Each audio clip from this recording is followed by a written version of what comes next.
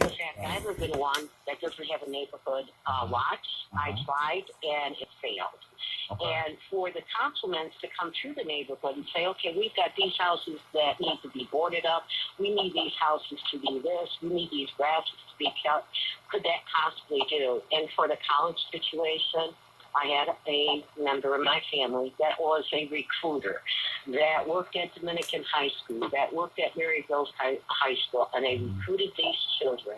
When you don't have the academics that these children want, or they just want to get out of the city of Detroit and go to Ann Arbor or go to that, you need to bring them in. Right. Okay, I got you. That's your point. Thank you so much, Paula. Sam, you have a response. Well, that would be the duty of a Detroit City Council person anyway, to be on top of what's happening in their districts, and if you're at large throughout the city. I mean, it's the very least that an elected official should do that serves on this Detroit City Council. Right. I mean, the Detroit City Council is a very unique entity as it is now. It's done a very good job of rubber stamping everything that Mayor Duggan wants, and I guess what to call this thing, maybe a little less rubber stamping and more paying more attention to their districts might help out a bit. So let's do this. I want to bring in Judith Rodin for a second here. Let's take a listen to Judith Rodin. She was, of course, we set her up as the backdrop of this conversation today, and of course yesterday. Take a listen again. We learned that there is never a universally shared perspective and only rarely a clear definition of community. Individual, family, and institutional needs can vary widely from one street to another.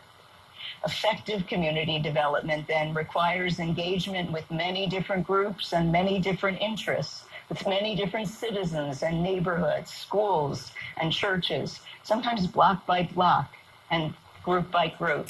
My husband used to tease me that when I came home, I had the most kissed cheek in Philadelphia. And it was true. I was out there all the time. Since each city block has its own perspective, each block ought to also have a voice in the needs assessment. You cannot do this to them. You can't even do this for them. You must do this with them. That not everyone has an equal say in making the decisions, so leadership at the top really, really matters. Fifth, be really careful about raising expectations. You cannot do this. Let's bring it back. You cannot do this for them.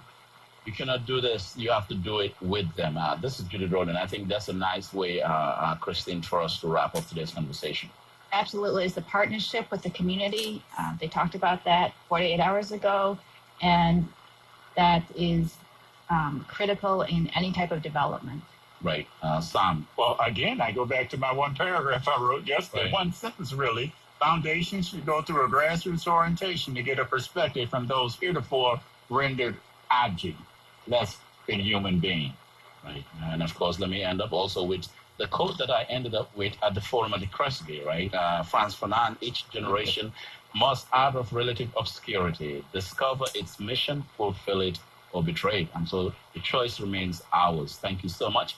To our panelists, Sam Riddle and Christina Meekhoff here. We had quite an engaging time. We'll be back tomorrow with more on Redline.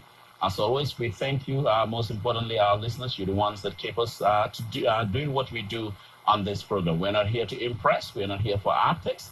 We're not here to, to really joke around. We're here for the real deal. And the real deal is to talk about the issues that are impacting you and to give you a voice. You have a voice on this show. And that is why the most important aspect of this program is the interaction with the callers. We want to hear as much from you as possible, because what you have to say is what drives what we do on this show. And thank you so much to our social media friends as well for tuning in all the time here to Redline. And remember, if it is weekdays from 12 to 2 p.m. Eastern Standard